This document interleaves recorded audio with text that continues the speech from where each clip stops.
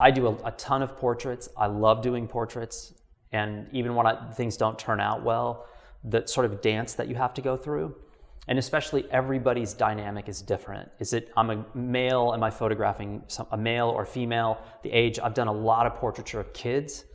Kids are incredible. They're way more fun to photograph than full-size humans. They have no good side, bad side. They have no ego. They will cry in front of me in a matter of seconds if they stub their toe or whatever, and you get real portraits. Yeah. And I, for the last 7 years of my career before I semi-retired in 2010, I photographed kids commercially.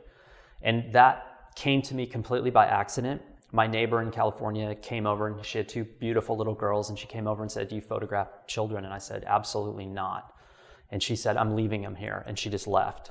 And they were in my living room, and I was like, I don't know what to do with kids. So I started photographing like I would anything else. And the mother saw the photographs and said, "This is not what I expected. These are completely different," and started telling her friends. And within 6 months, I was shooting kids full time.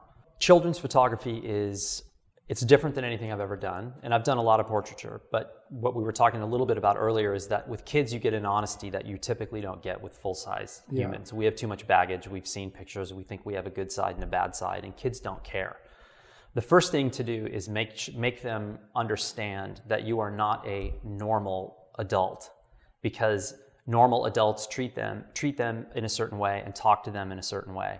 I don't. So the first thing that I would do when I came in, and I shot a lot with the Hasselblad and with the Leica, the first thing I would do is walk into the house and sit on the floor and unzip my bag and load a roll of film into the Hasselblad. First of all, 99% of them have never seen film. They don't know what it is. They've never seen a Hasselblad.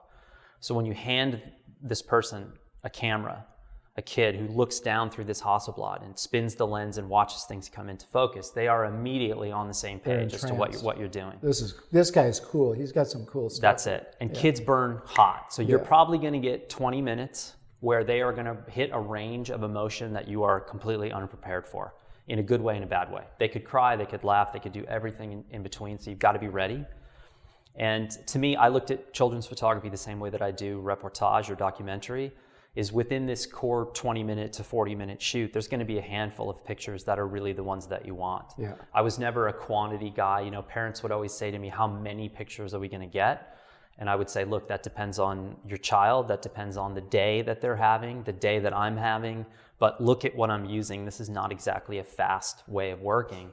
And so my goal with the work was always for prints on the wall. That's what I want, because parents these days aren't printing very much. Yeah. They're saving things on laptops that are getting replaced and outdated, and we're losing this family history.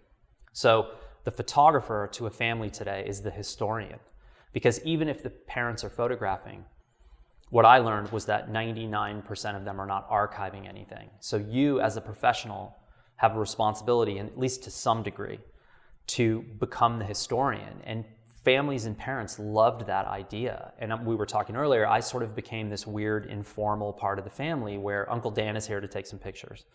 So my mother in my family was the person who was in charge of documentation. Yeah.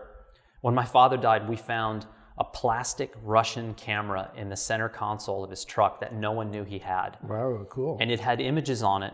It had one image from Christmas 2004, and the next image was Christmas 2005. So it literally sat in his truck the entire year. It shot one photo. Wow.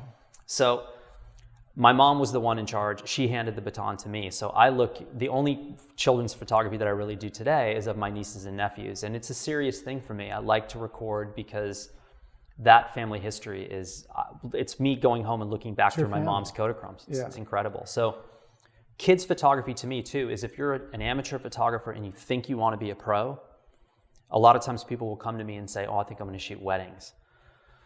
That's a risky business, because a wedding you can't go back. Right. And it's high stress, high money. People get a little crazy today when it comes to weddings. There's a lot of reality TV shows about weddings and stuff.